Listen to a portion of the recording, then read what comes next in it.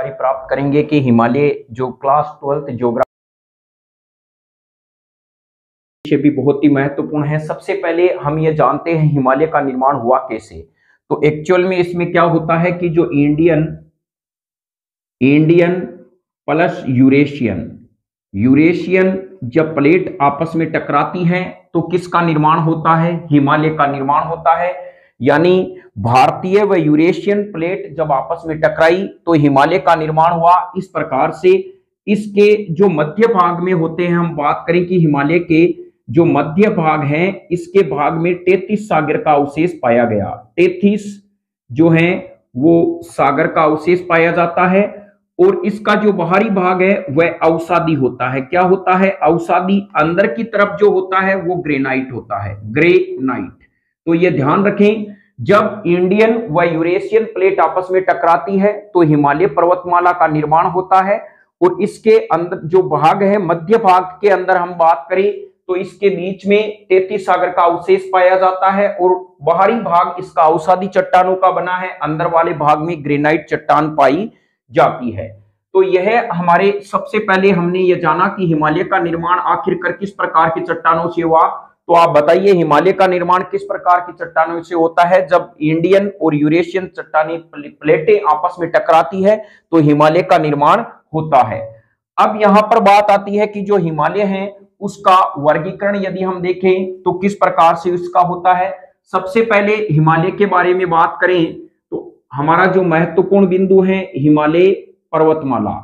हिमालय में सबसे पहले आता है ट्रांस हिमालय। क्या आता है? ट्रांस हिमालय। अब इसको यूं समझने का प्रयास करें, ये बहुत ही बार कंपटीशन में प्रश्न आता है।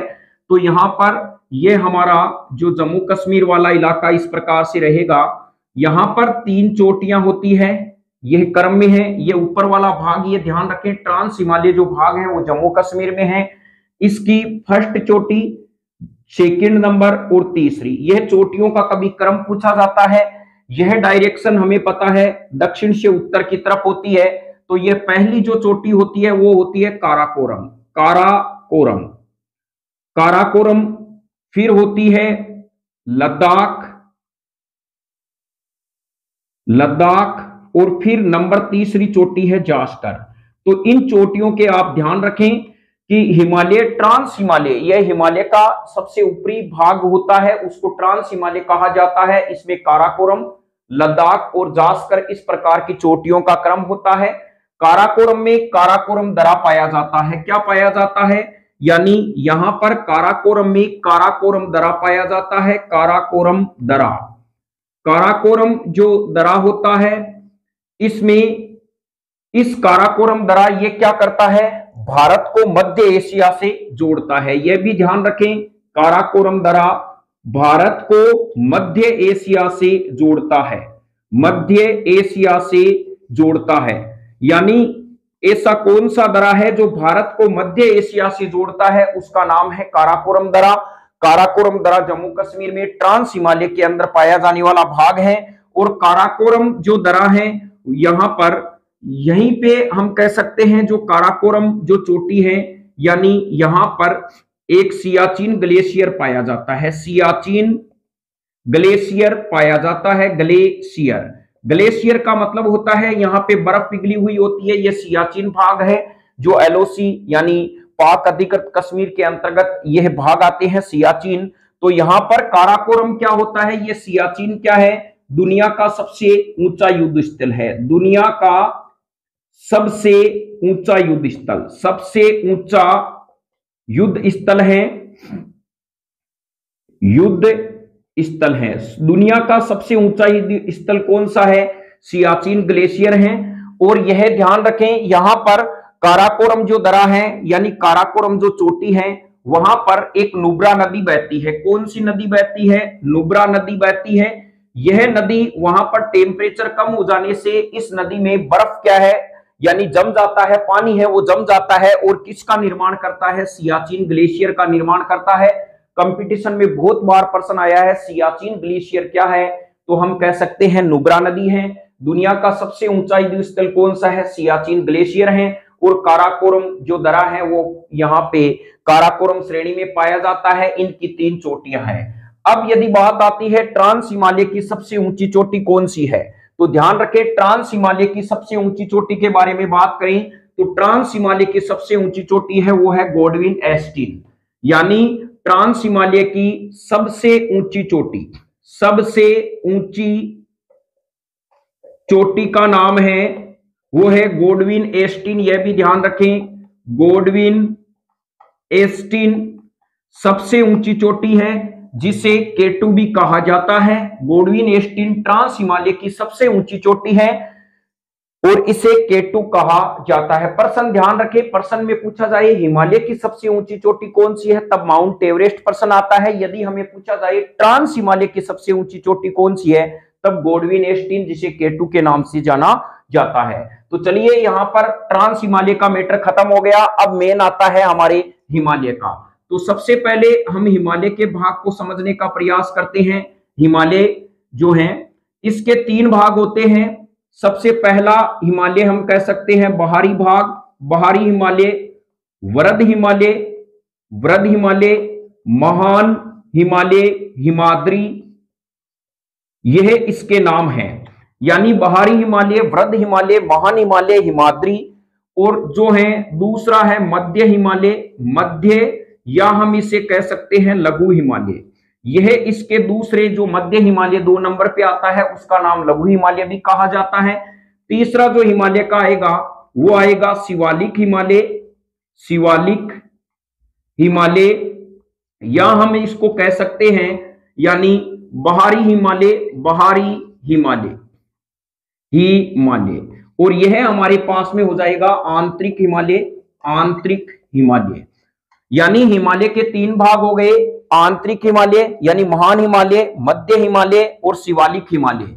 इनके पर्यायवाची शब्द ये हैं आंतरिक हिमालय, वृद्ध हिमालय, महान हिमालय और हिमाद्री। और यहाँ पे मध्य हिमालय, लघु हिमालय, इनको कहा जाता है शिवालिक भी कहीं या बाहरी हिमालय कहीं। तो ये हिमालय के 3 प्रकार के भाग हो गए। अब इनको हम आसान शब्दों में समझने का प्रयास करेंगे कि आखिर हिमालय का जो है आंतरिक हिमालय की विशेषता क्या है, वृद्ध हिमालय की विशेषता क्या है और मध्य हिमालय की विशेषता क्या है। तो सबसे पहले यदि हम बात करें महान हिमालय, महान हिमालय, हिमालय, इनके जो नाम है वो आंतरिक हिमालय भी कहा जाता है, वृद्ध हिमालय भी कहा जाता है। सबसे बड़ी विशेषता इसकी है, इसकी जो यदि हम बात करें निर्माण, इसका जो निर्माण है वो प्लायोसीन काल में होता है, प्लायोसीन काल में इसका निर्माण होता है। यानी महान हिमालय का निर्माण होता है प्लायोसीन काल में, इसका निर्माण होता है। और यहां पर जो चट्टान पाई जाती है, जो चट्टान पाई जाएगी वो ग्रेनाइट, ग्रेनाइट व नीस चट्टान पाई जाती है, यह ध्यान रखें। यानी महान हिमालय में पाई जाने वाली चट्टानों के जो नाम हैं वो हैं ग्रेनाइट और नीस की चट्टानें पाई जाती है। इसका निर्माण प्लायोसीन काल में होता है। फिर इसकी विशेषता है इसकी औसतन ऊंचाई, औसत ऊंचाई जो है वो 6100 मीटर है। यानी औसत इनकी ऊंचाई 6100 मीटर है। 40 ऐसी चोटियां हैं जिनकी ऊंचाई 8000 मीटर से भी ज्यादा है। लेकिन यदि इस महान हिमालय की औसत ऊंचाई के बारे में पूछे तो इसकी औसत ऊंचाई होती है 6100 मीटर होती है। और फिर महान हिमालय की सबसे ऊंची चोटी, महान हिमालय की सबसे ऊंची चोटी, सबसे ऊंची चोटी, यदि महान हिमालय की सबसे ऊंची जो चोटी है वो पूछा जाए महान हिमालय की सबसे ऊंची चोटी तो वो हो जाएगी mount Everest, mount Everest, mount Everest. इसका माउंट एवरेस्ट का नाम क्या क्या है देखिए, एक तो नाम है इसका गौरी शंकर, एक इसका है सागरमाथा, सागरमाथा, एक इसका नाम है चोमुलुंगमा, चोमुलुंगमा, एक इसका नाम है पर्वतों की रानी, पर्वतों की रानी। तो ध्यान रखें यह सभी नाम किसके हैं, माउंट एवरेस्ट के हैं, क्योंकि गौरी शंकर वहां पे रहते हैं शिव और पार्वती, तो गौरी शंकर नाम रख दिया। सागर से ये चोटी का भाग दिखाई देता है, इसका माथा दिखाई देता है तो सागर माथा, और तिब्बत में इन लोगों को चोमुलोंगमा कहा जाता है और ये पर्वतों की रानी भी हैं। तो यहां पर क्या है कि एक चमकता सितारा है, इनके आसपास अनेक चोटियां हैं, तो इसको रानी का दर्जा दे दिया जाता है, तो इसका नाम हो गया यानी पर्वतों की रानी। ये सभी पर्यायवाची शब्द हैं माउंट एवरेस्ट के। और माउंट एवरेस्ट की यदि हमें ऊंचाई पूछी जाए तो 8,848.86 मीटर है, यह ध्यान रखें। पहले 8,848 मीटर थी, जो भारतीय पुरातत्व विभाग ने इसको खोजा था। अभी हाल ही में इनकी जो ऊंचाई है वो नापी गई है, 8,848.86 मीटर है, वो माउंट एवरेस्ट की ऊंचाई है। और भारत की सबसे ऊंची चोटी यदि हम यहाँ पे देखें तो भारत की सबसे ऊंची चोटी की बात करें महान हिमालय में, तो वो होती है कंचनजंगा, वो सिक्किम में स्थित है। तो यह ध्यान रखें, महान हिमालय में भारत की सबसे ऊंची चोटी का नाम पूछा जाए तो हम कह सकते हैं भारत की सबसे ऊंची चोटी, सबसे ऊंची चोटी, ऊंची जो चोटी है वो कौन सी है? वो है भारत की सबसे ऊंची चोटी है कंचनजंगा। कंचनजंगा यह है सिक्किम में, यानी ये सिक्किम में है। कंचनजंगा सिक्किम में स्थित है, भारत की सबसे ऊंची चोटी। और यदि हमें पूछा जाए हिमालय की सबसे ऊंची चोटी कौन सी है, तो हिमालय की सबसे ऊंची चोटी माउंट एवरेस्ट है। प्रश्न में से ट्रांस हिमालय की सबसे ऊंची चोटी कौन सी है, तब हमारा आंसर क्या हो जाता है, यहां पर थोड़ा चेंज हो जाता है, वहां पे होता है गॉडविन एस्टिन है, वो ट्रांस हिमालय की सबसे ऊंची चोटी है। यह महान हिमालय हमारे समझ में आ गया होगा। अब यहां हम कह सकते हैं महान हिमालय, महान हिमालय व लघु हिमालय, लघु हिमालय, महान हिमालय व लघु हिमालय के मध्य नेपाल की काठमांडू घाटी, नेपाल की काठमांडू घाटी, काठमांडू घाटी। ध्यान रखें ये जो घाटी है वो आलू के लिए विश्व प्रसिद्ध है, आलू के लिए विश्व प्रसिद्ध है, विश्व प्रसिद्ध है। और नेपाल की काठमांडू घाटी, लाहुल स्पीति घाटी, स्पीति घाटी यह हिमाचल प्रदेश में है। और कश्मीर घाटी, कश्मीर जो घाटी है वो पाई जाती है। यानी महान हिमालय व लघु हिमालय के मध्य नेपाल की काठमांडू घाटी, लाहुल स्पीति घाटी हिमाचल प्रदेश में है। डायरेक्ट प्रश्न आता है लाहुल स्पीति घाटी कहां पाई जाती है, तो आंसर हमारा होगा हिमाचल प्रदेश और कश्मीर घाटी। तो चलिए, महान हिमालय का निर्माण किस काल में हुआ? प्लायोसीन काल में होता है। यहाँ पर ग्रेनाइट चट्टानी पाई जाती है। तो अब हम नेक्स्ट देखते हैं जो हमारे, और इनकी औसतन ऊंचाई 6100 मीटर है। कितनी है औसतन ऊंचाई? 6100 मीटर है। अब हमारे पास में जो आता है वो है मध्य हिमालय नंबर 2 भाग पे। मध्य काल में हुआ मायो यानी निर्माण के बारे में सबसे पहला फैक्ट हम देखें, निर्माण।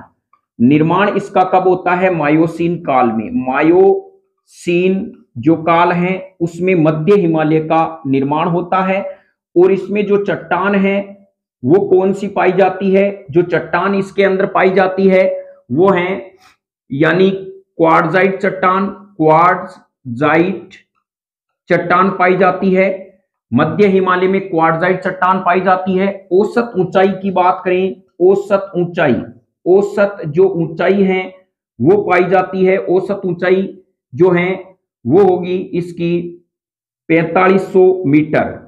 तो यह 3 फैक्ट आप मध्य हिमालय में ध्यान रखें। मध्य हिमालय का निर्माण मायोसीन काल में होता है। चट्टानें इसकी क्वार्ट्जाइट होती है। औसतन ऊंचाई इसकी जो होती है वो 4500 मीटर होती है। फिर इसकी जो सबसे महत्वपूर्ण विशेषता यह होती है कि इसमें जो मध्य हिमालय जो है, मध्य हिमालय में यहां पर हम लिख सकते हैं विशेषता में, मध्य जो हिमालय है, हिमालय में ढाल पर घास के मैदान पाए जाते हैं, घास के मैदान पाए जाते हैं, मैदान पाए जाते हैं, पाए जाते हैं, जिन्हें कश्मीर में, ध्यान रखें ये कंपटीशन में बहुत बार आता है, कश्मीर में मर्ग कहते हैं। क्या नाम आता है? मर्ग कहते हैं। जैसे सोनमर्ग और गुलमर्ग, जैसे मैं कह सकता हूं सोनमर्ग व गुलमर्ग, गुलमर्ग जिनके एंड में मर्ग शब्द आ जाता है वो कश्मीर की ढाल पर पाए जाते हैं। यानी मध्य हिमालय में कश्मीर की ढाल पर पाए जाने वाले घास के मैदान को कहा जाता है मर्ग, और बयाल या पुग्याल कहा जाता है हिमाचल प्रदेश में। यह भी नोट करें, बयाल या पुग्याल किस नाम से जाना जाता है, तो हम कह सकते हैं मध्य हिमालय में जो हिमाचल प्रदेश में घास के मैदान पाए जाते हैं तो हम कह सकते हैं हिमाचल प्रदेश में पहाड़ी ढालों पर घास के मैदान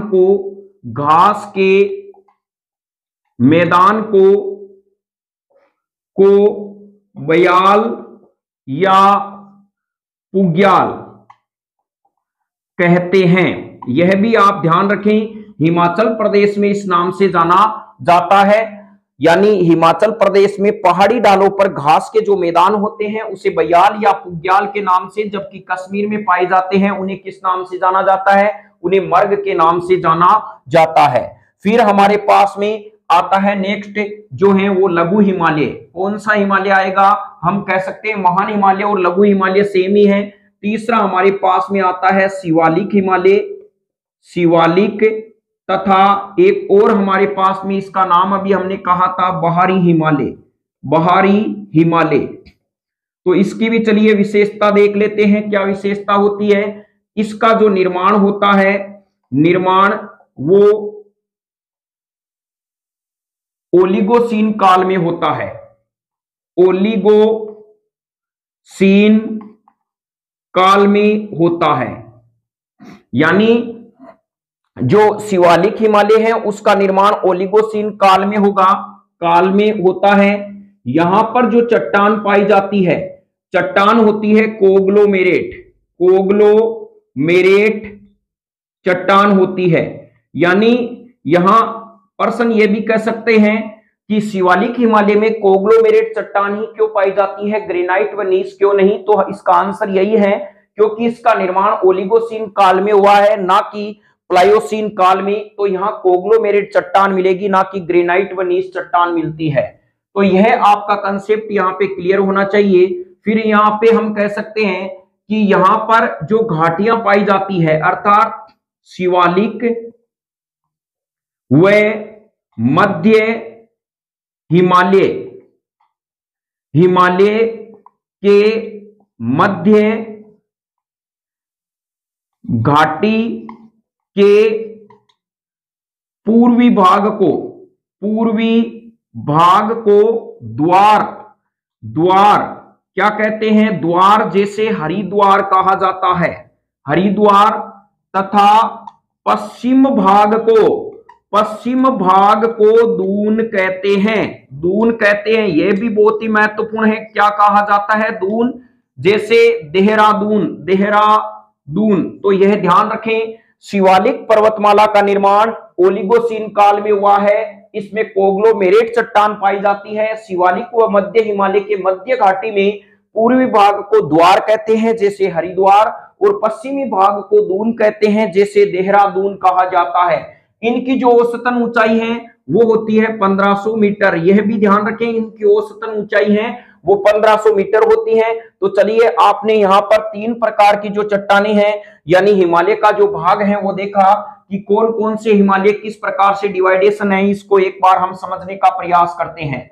यहाँ पर हम इसको इस प्रकार से समझेंगे, मान लीजिए हमारे पास में यह हिमालय के 3 भाग हैं। तो सबसे पहले हम कहेंगे कि इसका निर्माण कैसे होता है। तो यहाँ पे हम कह सकते हैं सबसे पहला जो हिमालय है ये महान हिमालय है, यह हमारे पास में लघु हिमालय है, और यहाँ पर हम इसको कह सकते हैं यह हमारे पास में शिवालिक हिमालय है। शिवालिक जो हिमालय है वो ये है। तो इसको बाहरी हिमालय भी कहा जाता है, इनके यह भी याद रखें। और इसको मध्य हिमालय भी कहा जाता है क्योंकि बीच में आता है। और इस महान हिमालय को हम आंतरिक हिमालय और वर्ध हिमालय भी कहते हैं, और हिमाद्री भी कहा जाता है। तो यह इनके नाम होते हैं।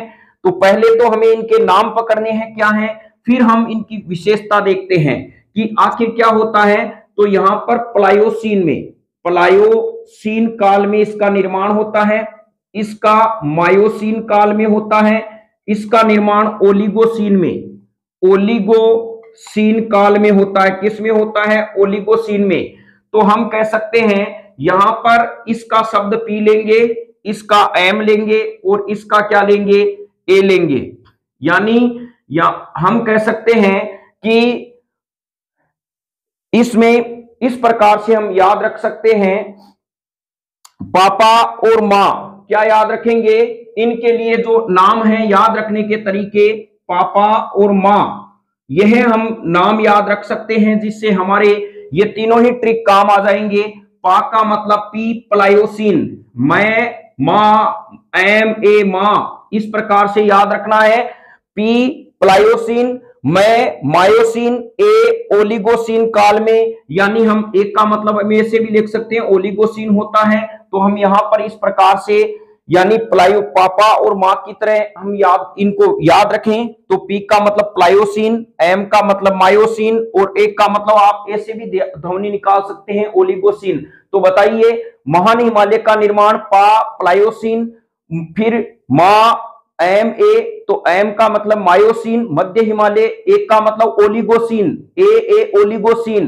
तो यहां पर हम कह सकते हैं इन तीन का निर्माण होता है। तो यह ट्रिक आप याद रखें, प्लायोसीन, मायोसीन, ओलिगोसीन। चलिए, यहां सबसे महत्वपूर्ण पूछी जाती है चट्टान।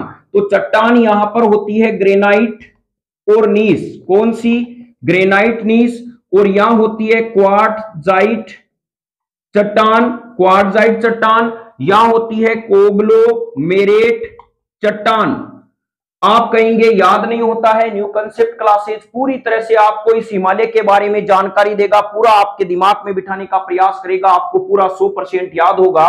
तो यहां पर यह जो चट्टान पाई जाती है उसका नाम है ग्रेनाइट वनीस, इसका नाम है क्वार्टजाइट, इसका नाम है कोग्लोमेरेट। तो यहां पे हम कह सकते हैं जी और के। जीके में क्या पूछा जाएगा? काका। आपने क्या किया? यानी चट्टान के बारे में याद रखना। जीके में क्या आएगा? आपके काका आएगा। जी का मतलब ग्रेनाइट और यह नीस तो होता ही है। यानी जीके जब किसी को आ जाए तो हम कह सकते हैं वो यानी जो कंपटीशन है उसका पूरी तरह से नाश कर देता है। तो जी ग्रेनाइट, नाश, नीश कर देता है। केक, और केक का मतलब क्या हो जाएगा? क्वार्टजाइट, काका कोग्लोमेरेट। तो बोलने का आप यह देखें, सबसे पहले पापा और माँ। तो पी का मतलब प्लायोसीन, एम मायोसीन, ए ओलिगोसीन। तीन कंसेप्ट क्लियर हो गए।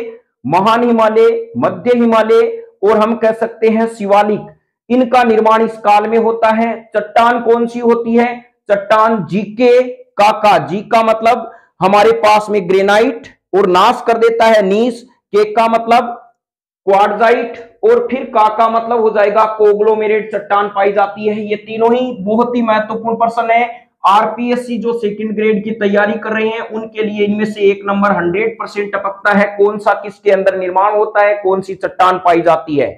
तो चलिए, अब यहाँ पे हम कह सकते हैं कि महान हिमालय और इनके बीच में ये क्या पाई जाती है? घाटी। ये क्या है? घाटी है। इन घाटी में कौन सी घाटी है? एक तो अभी मैंने बताया नेपाल घाटी। नेपाल की कौन सी घाटी थी? काठमांडू घाटी थी, जहां क्या प्रसिद्ध है? आलू की खेती के लिए विश्व प्रसिद्ध है। एक हिमाचल प्रदेश की लाहौल स्पीति घाटी और एक कौन सी थी? हम यानी कश्मीर घाटी। ये तीन घाटियां यहां पे पाई जाती है, ये भी ध्यान रखें। तीन घाटियां आपको ये तो कंफर्म है, इन दोनों के बीच में घाटी पाई जाएगी, तो रटने की जरूरत है ही नहीं। महान हिमालय और लघु हिमालय के बीच में तीन घाटियां पाई जाती है। नेपाल की घाटी, काठमांडू घाटी जिसे कहा जाता है, लाहौल स्पीति घाटी हिमाचल प्रदेश में और कश्मीर घाटी। तो यह घाटियों के नाम बहुत महत्वपूर्ण है। फिर कहेंगे आगे क्या है, तो देखिए आगे इन दोनों के बीच में जो घाटी होती है, क्या होती है? घाटी। इसमें एक शब्द हम यूज करते हैं द्वारका। क्या करते हैं? द्वारका। तो इस घाटी का ये वाला भाग पश्चिम होता है, ये कहलाता है दून। क्या कहलाता है? दून। और पूर्वी भाग कहलाता है द्वार। तो चलिए, यह भी आपके समझ में आ गया होगा। लघु हिमालय और शिवालिक हिमालय के मध्य जो घाटी पाई जाती है उसका पूर्वी भाग द्वार कहलाता है और पश्चिमी भाग क्या कहलाता है, दून कहलाता है। अब हमारे यहां पर हमने एक और चीज देखी थी, घास के मैदान। क्या देखे, घास के मैदान। ध्यान रखना मध्य हिमालय के बारे में ही बात करता है। यहां पर घास के मैदान पाए जाते हैं जो जम्मू एंड कश्मीर और हिमाचल प्रदेश, दो चीजों की बात होगी। जम्मू कश्मीर में जो है वो मर्ग के नाम से जाने जाएंगे, हिमाचल प्रदेश में बयाल या पुग्याल के नाम से जाने जाते हैं, यानी घास के मैदान पाए जाते हैं। तो यह भी आपके कंसेप्ट क्लियर हो गया होगा। औसतन ऊंचाई 6100 मीटर, इसकी ऊंचाई 4500 मीटर, इसकी ऊंचाई 1500 मीटर होती है। हिमालय की सबसे ऊंचाई व चौड़ाई वाला भाग है महान हिमालय, सबसे ज्यादा यहीं पे ऊंचाई व चौड़ाई होती है। सबसे कम ऊंचाई व चौड़ाई वाला भाग यहाँ पे है। तो यहाँ पे ये ध्यान रखें 6100, 4500 और 1500। तो बताइए हिमालय के ये तीन भाग आपके आसानी से समझ में आ गए होंगे किस प्रकार से क्या है। आज हमारा जो है वो टॉपिक है हिमालय पर्वतमाला। तो पर्वतमाला जो भाग होता है यह भी ध्यान रखें, भारत में जो पर्वतमाला है, पर्वतमाला 16.5% पाई जाती है। और जो पठारी भाग है, पठार भाग है, वो लगभग 32% के आसपास पाया जाता है। यानी भारतीय प्रायद्वीप में यदि हम देखें सबसे ज्यादा वाला भाग भारत के अंदर पाया जाता है वो पठारी भाग होता है और पर्वतमाला 16.5% होती है। पठार आप जान गए होंगे क्या होते हैं, ऐसा पहाड़ी भाग जिसका ऊपरी भाग समतल होता है, जहां पर कृषि और पशुपालन कर सकते हैं, उसे पठार कहा जाता है। तो यहां पर जैसे पूना का पठार, महाराष्ट्र का पठार, तेलंगाना का पठार, आंध्रा का पठार, रायसीमा का पठार, दक्कन का पठार, यह तमाम उनके बाद में हम अध्ययन करेंगे। यानी ऐसी ऊंचाई पहाड़ी जिसका ऊपरी भाग समतल हो, जहां पर जन समुदाय रह सकता है, कृषि और पशुपालन आसानी से होते हैं, वो पठार होते हैं। पहाड़ी क्या होते हैं, ऐसा ऊंचाई वाला पर्वतों का भाग जिसका ऊपरी भाग नुकीला होता है, उसे कहा जाता है पहाड़ियां। यह भी ध्यान रखें, पहाड़ी और यानी पर्वतमाला और पठार में क्या अंतर है, पहाड़ियां या पर्वतमाला कहा जाता है। तो अब हम आगे जो नेक्स्ट है, हिमालय का जो वर्गीकरण है वो नदियों के आधार पे वर्गीकरण करेंगे। ये तो पर्वतमाला के आधार पे वर्गीकरण किया गया था।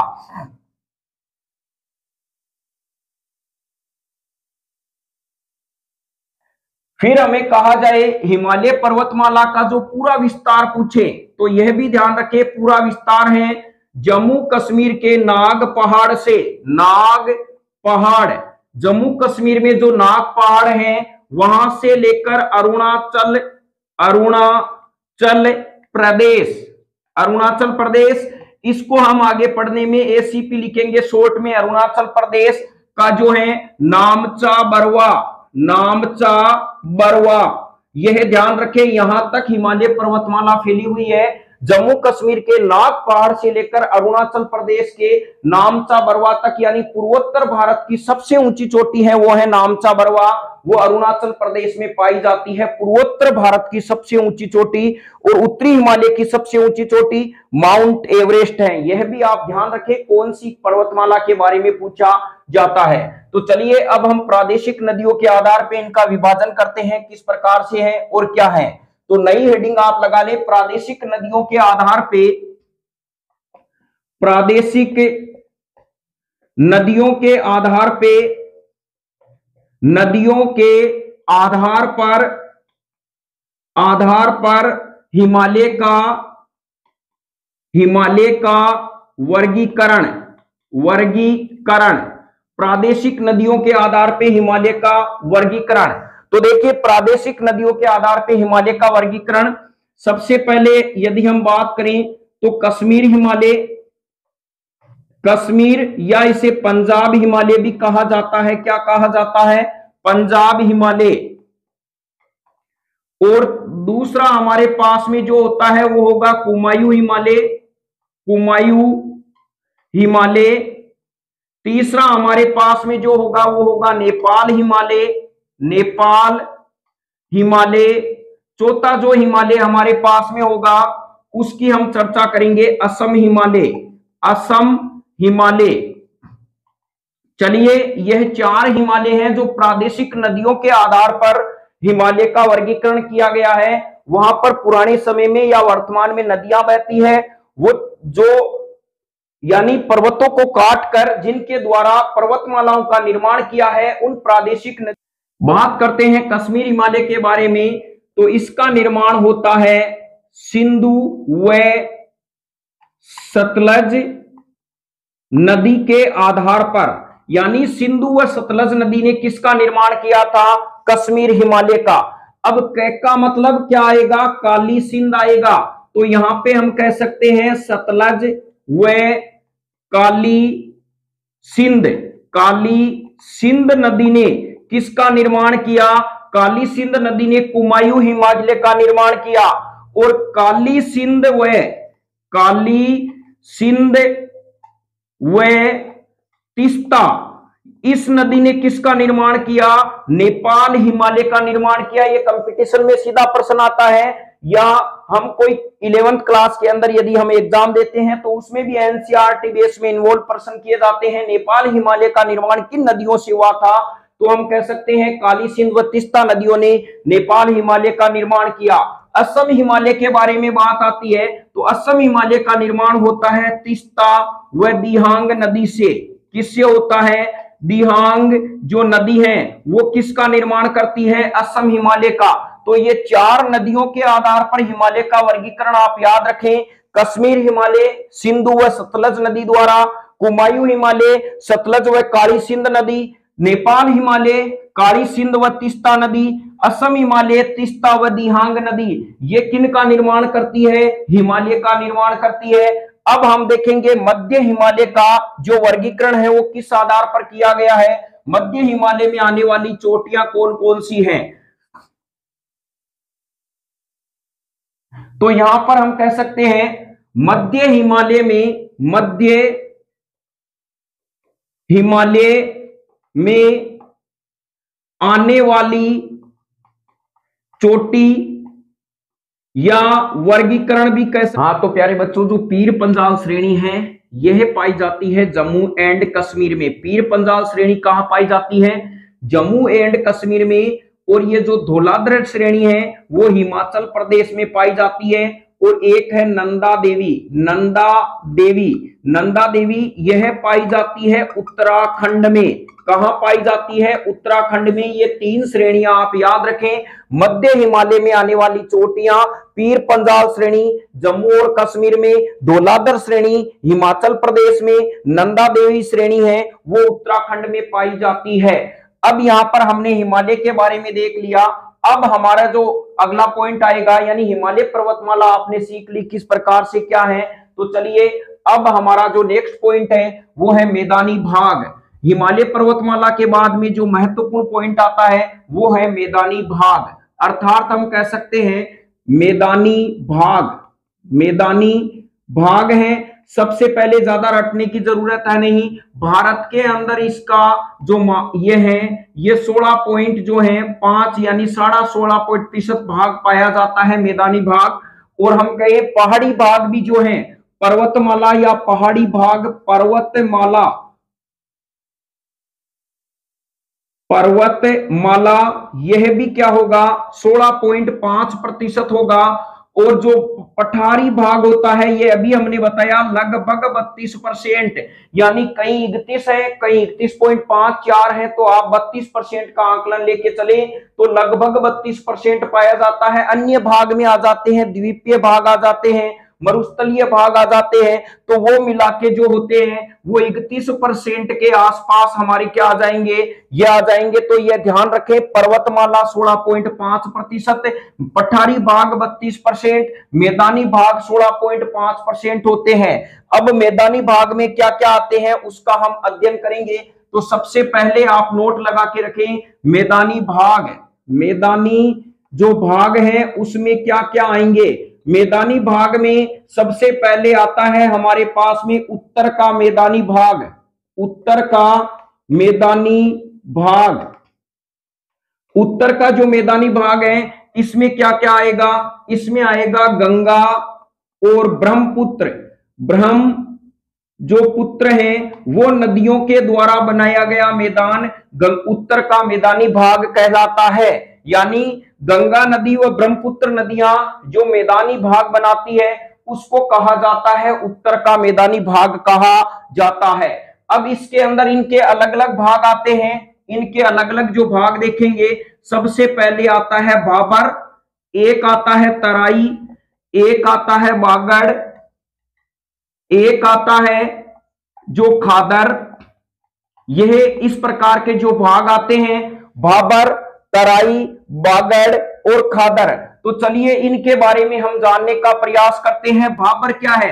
भाबर क्या होते हैं? यानी यह बड़े बड़े चट्टानों से निर्मित भाग होता है जिसमें नदियों का जल अंदर की तरफ प्रवाहित होता है लेकिन नदियों का जल दिखाई नहीं देता है। यानी मान लीजिए ये बड़े बड़े चट्टानी टुकड़े होंगे, इस प्रकार से नदियां इसके नीचे से आएगी, प्रवाहित होगी, लेकिन ये नदियों का जल हमें दिखाई नहीं देगा। वो कौन सा प्रदेश कहलाता है? भाबर कहलाता है। यानी भाबर, कई जगह पे हम कह सकते हैं भाबर भी कहते हैं, यह भाग कहलाता है। यानी बड़ी बड़ी चट्टानों का वह बना हुआ भाग जिसके नीचे नदियों का जल प्रवाहित होता है लेकिन वो दिखाई नहीं देता है, वो भाबर या भाबर कहलाता है। तो यह कंसेप्ट आपका क्लियर हो गया होगा। तराई भाग क्या होता है? मान लीजिए ये चट्टानें फिर से छोटी छोटी हो जाती है तो ये नदियों का भाग पानी, यानी हम कह सकते हैं तराई भाग वह भाग होता है जिसमें चट्टान के छोटे छोटे टुकड़े होते हैं। नदियों का जब जल पुनः दिखाई देने लग जाता है, इसमें क्या हो जाता है, नदियां जब प्रवाहित होती है तो वो भाग पानी का जल है वो दिखाई देने लग जाता है, वो भाग तराई कहलाता है। और यह ध्यान रखें, यह तराई भाग किसके लिए प्रसिद्ध है? गन्ने की खेती के लिए। गन्ने की खेती के लिए विश्व प्रसिद्ध है तराई भाग। उत्तर के मैदानी भाग में तराई भाग आता है, ये गन्ने की खेती के लिए विश्व प्रसिद्ध है। फिर आता है बांगड़ भाग। इस बांगड़ भाग की विशेषता क्या होती है? बांगड़ भाग में क्या होता है? नदियों का, यानी पुरानी नदियों का पुराने बाढ़ से निर्मित मैदानी भाग होता है, मैदानी भाग होता है। तो यह ध्यान रखें, नदियों का जो, यानी जहां पर क्या होता है कि नदियां आती हैं और वहां पर पुराना जो बाढ़ का मैदान होता है, एक बार में नदियां आएगी और वहां पे क्या करेगी, वहां पर अपना जो पानी इकट्ठा कर देगी। बाढ़ आती है और वहां पानी इकट्ठा हो जाता है, फिर 5-7 सालों तक वहां वर्षा के अंदर हम कह सकते हैं कि ये पुराना भाग होता है। लगातार नदियों के बाढ़ का पानी यहां तक नहीं पहुंचता है, काफी समय तक वो इकट्ठा रहता है। तो हम कहीं, यानी नदियों द्वारा पुराने बाढ़ से निर्मित मैदानी भाग क्या कहलाता है? बांगड़ कहलाता है। तो यह बांगड़ भाग कहां पे पाया जाता है? तो चलिए हम इसको समझते हैं बांगड़ और खादर भाग के बारे में। ये बहुत ही महत्वपूर्ण है ज्योग्राफी के अंदर और बहुत ही बार इसके प्रश्न भी आते हैं। तो चलिए सबसे पहले हम समझते हैं, आप भाबर या भाबर के बारे में और तराई के बारे में समझ गए होंगे। भाबर जो प्रदेश होता है, यानी भाबर और तराई, यहां पर तो नदियों का जल बिल्कुल दिखाई नहीं देता है या नदियों का जल पुनः दिखाई दे देता है। और ये तराई किसके लिए जाना जाता है? गन्ने की खेती के लिए जाना जाता है, अर्थात विश्व प्रसिद्ध भाग है। तो चलिए अब इसके बारे में हम बात करते हैं बांगड़ के बारे में। बांगड़ या कई जगह पे इसको बांगर भी कहते हैं, यह जो शब्द है। और एक हमारे पास में आता है खादर। कौन सा भाग आता है? खादर भाग आता है। तो अब इनके बारे में देखते हैं। तो यह है नदियों द्वारा निर्मित पुराने बाढ़ का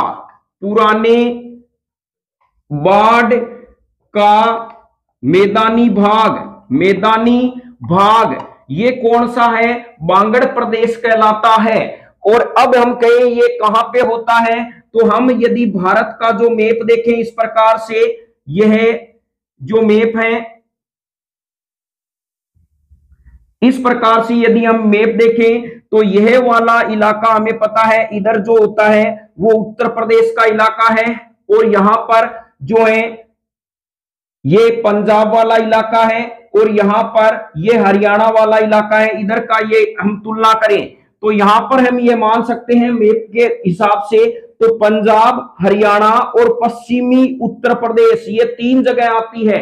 यानी बांगड़ भाग में आता है पश्चिम यूपी, पश्चिम यूपी, और फिर कौन सा आता है हमारे पास में, यह हरियाणा, यानी हरियाणा और पंजाब, यह भाग बांगड़ भाग कहलाते हैं। और ये चावल की खेती के लिए जाने जाते हैं। बांगड़ भाग आप जान गए, पश्चिमी यूपी, बिहार यानी पश्चिमी यूपी, पंजाब और हरियाणा, और बांगड़ वाले इलाके राजस्थान में 2 हैं, वो है हनुमानगढ़ और गंगानगर। राजस्थान में भी बांगड़ वाला मैदानी भाग कौन सा है, हनुमानगढ़ व गंगानगर। खादर भाग क्या है, खादर भाग है नदियों द्वारा प्रतिवर्ष, यानी यहां पर जो जल पहुंचता है उससे बनता है मैदानी भाग। तो चलिए हम कहें कि इस प्रकार से कह सकते हैं इनको, यह पुराना है, और यहां पे हम कह सकते हैं इसको खादर भाग में नदियों द्वारा प्रतिवर्ष बाढ़ का, नदियों द्वारा प्रतिवर्ष लाए गए बाढ़ के जल से निर्मित मैदानी भाग क्या कहलाता है, खादर कहलाता है। यहां प्रतिवर्ष बाढ़ का पानी पहुंचता है, जबकि यहां पर प्रतिवर्ष बाढ़ का पानी नहीं पहुंचता है। ये पुराना बाढ़ से निर्मित मैदानी भाग है और ये नया बाढ़ से निर्मित मैदानी भाग है खादर। अब खादर कहां पाया जाएगा, तो हम यदि मैप के अंदर देखें तो ये यूपी के पास में बिहार होता है, तो पश्चिमी यूपी तो बांगड़ में आ गया, हमारे पास में बचा पूर्वी यूपी। तो हम कह सकते हैं पूर्वी यूपी व बिहार, यह भाग कहां पे होता है, खादर वाले नाम से जाना जाता है। तो यह उत्तर के मैदानी भागों में हमारे पास में इस प्रकार से आ गए। उत्तर मैदानी भाग भाबर, तराई, बांगड़ और खादर नाम से जाने जाते हैं। फिर हम कह सकते हैं पंजाब का मैदानी भाग। तो चलिए पंजाब के मैदानी भाग में हम चर्चा करते हैं। उसमें होता है डेल्टा, एक जो निर्माण होता है डेल्टा का। डेल्टा आप ये समझना किस प्रकार से बनता है, जब नदियों का जल समुद्र में मिलता है, किस में मिलता है, समुद्र में मिलता है, तो इनके मुहाने पर क्या बनता है, डेल्टा बनता है। यानी डेल्टा किस प्रकार से बनेगा, जब नदियों का जल समुद्र में मिलता है तो इनके मुहाने पर डेल्टा बनता है। चलिए हम इसको इस प्रकार से समझते हैं, यहां पर ये समुद्र है इस प्रकार से विशाल राशि के अंदर फैला हुआ, और यहां पर ये क्या कर रहे हैं, नदियों का जल इसके अंदर क्या कर रहा है, जा रहा है। तो नदियां अपने अंदर क्या करती है, मिट्टी व गाद ले जाती है। क्या ले जाती है, मिट्टी व गाद ले जाती है। यानी मिट्टी व गाद जो होते हैं वो होते हैं ऋणावेशित कण। कैसे होते हैं, ऋणावेशित कण होते हैं, जिसे कोलाइडी कण भी कहा जाता है, जिसका आकार 1 नैनोमीटर से 1000 नैनोमीटर तक होता है। यह ऋणावेशित कण कैसे होते हैं, कोलाइडी होते हैं। कोलाइडी कण भी इन्हें कहा जाता है क्योंकि इसका आकार 1 नैनोमीटर से 1000 नैनोमीटर तक होता है। और हमें जब पता है इस समुद्र के अंदर magnesium +2 ion, sodium plus ion, calcium +2 ion भी रहते हैं। यानी इसके अंदर क्या होते हैं, लवण घुले रहते हैं, जैसे क्लोराइड, इसके अंदर ये हो गया NaCl- और कैल्शियम Cl जो है, यानी यहाँ पे -1 और ये माइनस। तो यहाँ पे हम कह सकते हैं इसमें मैग्नीशियम के क्लोराइड, सोडियम के क्लोराइड और यहाँ पे कैल्शियम के क्लोराइड घुले हुए रहते हैं। तो यह क्या करते हैं कि यह जो जल होते हैं इसमें समुद्र के जल में धनावेशित जो कण होते हैं वो ऋणावेशित कण इसके संपर्क में आके उदासीन होने लग जाते हैं और नीचे बैठते हैं और एक त्रिभुजाकार क्या कर देते हैं, डेल्टा बनाते हैं। यानी इसकी आकृति कैसी होती है, त्रिभुजाकार होती है, त्रिभुजाकार होती है। यह ध्यान रखें जब सबसे पहली बात, डेल्टा का निर्माण तब होता है जब नदियों का जल समुद्र में प्रवेश करता है तो उनके मुहाने पर डेल्टा बनते हैं। बनते क्यों हैं? जब नदियां अपने साथ में यानी मिट्टी या गाद ले जाती है, वो ऋणावेशित कण होते हैं, वो समुद्र के जल के संपर्क में आके अर्थात धनावेशित कणों के संपर्क में आके उदासीन होके नीचे की ओर बैठने लगते हैं और त्रिभुजाकार डेल्टा का निर्माण करते हैं। तो यह डेल्टा कैसा होता है? त्रिभुजाकार डेल्टा होता है। और सबसे बड़ा डेल्टा जो पाया जाता है वो है सुंदरवन डेल्टा। कौन सा डेल्टा है? सबसे बड़े डेल्टा की बात करें हम तो ये डेल्टा कैसे बनता है आपने देख लिया। तो सबसे बड़ा डेल्टा विश्व का सबसे बड़ा डेल्टा पाया जाता है, यह है सुंदरवन डेल्टा। सुंदरवन डेल्टा है, यह किसके द्वारा होता है? ये गंगा प्लस ब्रह्मपुत्र नदी के संगम से किस डेल्टा का निर्माण होता है? विश्व का सबसे बड़ा डेल्टा सुंदरवन डेल्टा बनाती है। कौन सी नदियों के संगम से? हम कई गंगा और ब्रह्मपुत्र नदियां जब आपस में एक जगह कॉम्बिनेशन में बनती है तो कौन सा डेल्टा का निर्माण करती है? सुंदरवन डेल्टा का निर्माण करती है। और यह बाद में हमें पता है ये नदियां कहां पे जाके मिल जाती है? ये बंगाल की खाड़ी में जाके मिल जाती है। बंगाल की खाड़ी में जाके मिल जाती है। और इनकी जो संयुक्त जलधारा है, जैसे हम कहें गंगा नदी इधर से आ रही है, ब्रह्मपुत्र नदी इधर से आ रही है। गंगा नदी को बांग्लादेश में पद्मा के नाम से जानते हैं और यहां पर ब्रह्मपुत्र नदी को जमुना के नाम से जानते हैं। इनकी संयुक्त जलधारा जब आगे चली जाती है तो मेघना के नाम से जानी जाती है। तो हम कहें ब्रह्मपुत्र नदी को यानी हम कहें बांग्लादेश में पद्मा के नाम से, जमुना को यानी गंगा नदी को पद्मा के नाम से जाना जाता है बांग्लादेश में, और यहां पर जमुना को और ब्रह्मपुत्र नदी को बांग्लादेश में जमुना के नाम से। इन दोनों की जब संयुक्त जलधारा मिल जाती है तो इसको मेघना के नाम से जाना जाता है, यह भी ध्यान रखें। तो यहां हम इस प्रकार से भी याद रख सकते हैं, पैजामा यानी पद्मा, जमुना और मेघना, इन तीनों के क्या है, इस प्रकार से हम अपने कोडवर्ड के अनुसार हम याद रख सकते हैं। तो चलिए, आपने यहां पर यह विश्व के यानी हमने ज्योग्राफी के अंदर देखा विश्व का सबसे बड़ा डेल्टा सुंदरवन डेल्टा है। और यहां पर जो वन पाए जाते हैं वो कौन से वन होते हैं सुंदरवन डेल्टा में? यह है सुंदरी वन। कौन से वन होते हैं? सुंदरवन डेल्टा में पाए जाने वाले वन होते हैं सुंदरी वन। सुंदरी वन होते हैं। इन्हें मैंग्रोव वन भी कहते हैं, इन्हें ज्वारीय वन भी कहते हैं। यह नाम ध्यान रखें, यानी सुंदरी वन, मैंग्रोव वन और ज्वारीय वन भी कहा जाता है, क्योंकि इनकी जड़ें क्या होती है? दलदल से बाहर निकली हुई रहती है। न्यूमेटोफोर इन्हें यानी न्यूमेटोफोर्स जो होते हैं वो बाहर की तरफ जो होते हैं, इन जड़ों में हम कह सकते हैं ये जड़ें यानी दलदल में इन पौधों को आसानी से ऑक्सीजन यानी जल है वो पर्याप्त मात्रा में नहीं मिल पाता और दलदल में ऑक्सीजन आसानी से नहीं मिल पाती, इसलिए ये जड़ें क्या करती है? दलदल में बाहर की ओर निकली हुई रहती है, इसलिए इसे मैंग्रोव कहा जाता है।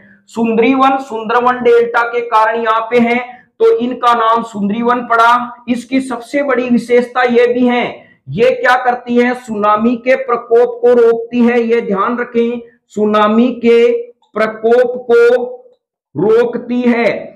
अब रोकती कैसे है चलिए हम बताते हैं। प्रश्न आता है ऐसा कौन सा वन है जो सुनामी के प्रकोप को रोकता है? तो वो है हमारे पास में सुंदरी वन, मैंग्रोव वन या ज्वारीय वन, जो कहां पाए जाते हैं? सुंदरवन डेल्टा में पाए जाते हैं। ये किस प्रकार से रोकते हैं? क्योंकि यहां पर जो हमें पता है जब डेल्टा बनेगा तो इसका मतलब ये त्रिभुजाकार यहाँ पे रेत या गाद इकट्ठी हो जाती है, नदियों का प्रवाह धीमा हो जाता है।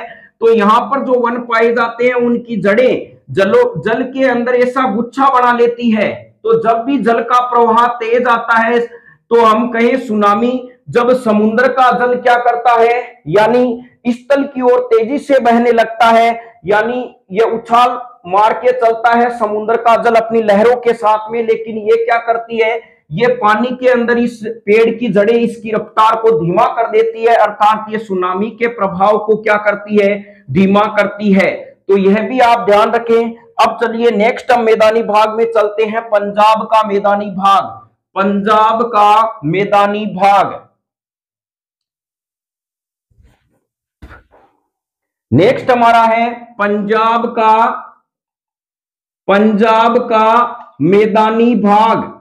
मैदानी भाग, अब पंजाब का जो मैदानी भाग है उसको किससे जानते हैं, दोहाब से। किससे जाना जाता है, ध्यान रखना, दोहाब से। दोहाब का मतलब है दो नदियों के संगम से निर्मित मैदान क्या कहलाता है, दोहाब कहलाता है। जैसे एक नदी ऐसे आएगी, इनका जब संगम होगा तो यहां पर जो ये मैदान बनाएगी तो वो दोहाब कहलाता है। हमें पता है जब नदियां आपस में मिलती है, मिट्टी और गाद लाती है, वो इकट्ठा करती रहती है तो क्या बनता है, मैदान बनता है, उसे दोहाब कहा जाता है। चलिए पंजाब के जो मैदानी भाग के दोहाब हैं उसके बारे में देखते हैं, कौन कौन से दोहाब हैं, बहुत ही महत्वपूर्ण है। पंजाब के जो मैदानी भाग हैं, सबसे पहला दोहाब है जो है सिंध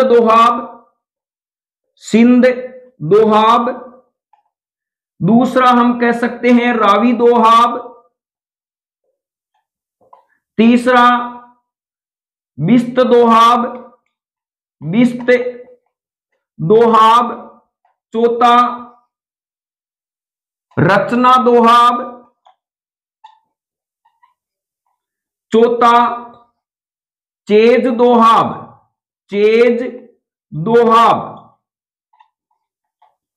यह 5 दोहाब का निर्माण होता है पंजाब में। अब कौन कौन सी नदी है, सिंधु दोहाब का निर्माण तो आप ध्यान रखना, सिंधु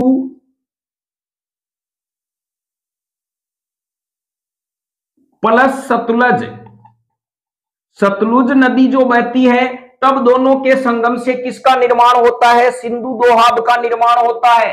रे का मतलब रावी और वे का मतलब हम कह सकते हैं व्यास नदी। इन दोनों के मिलन से कौन सा निर्माण होता है, यानी पंजाब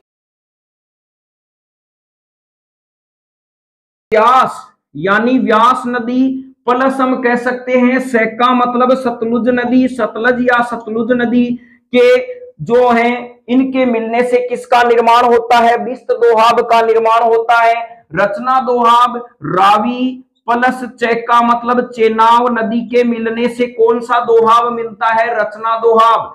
और यहां पे हम कह सकते हैं चेज दोहाब यानी चेज दोहाब चेनाब व झेलम नदी के संगम से जो दोहाब बनता है वो कौन सा बनता है, चेज दोहाब बनता है। यह ध्यान रखे दोहाब कौन कौन से होते हैं, सिंधु दोहाब सिंधु व सतलज नदी के संगम से,